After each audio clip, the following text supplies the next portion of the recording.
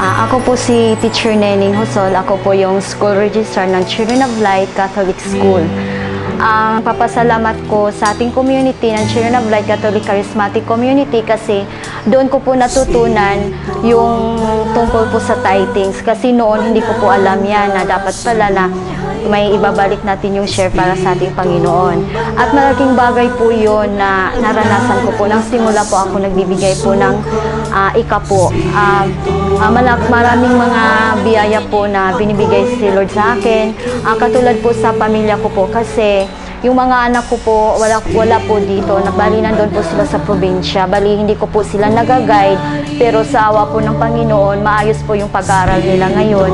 At nasa college na po sila. At alam mo naman na malaki pong financial na kasi kambal po yun. Dalawa po yung dapat na paaralin ko po. So, bali, nang palagi po ako nagbibigay ni Lord ng ikapo sa Kanya, bali, hindi ko po naramdaman na nag-ano po ako sa pera kasi halimbawa kung mayroon pong kailangan na pera, ay bigla lang po na may dumating na na parang mayroon pong si Lord na ginamit na tao na magpo-provide sa akin na doon sa pangangailangan ko po.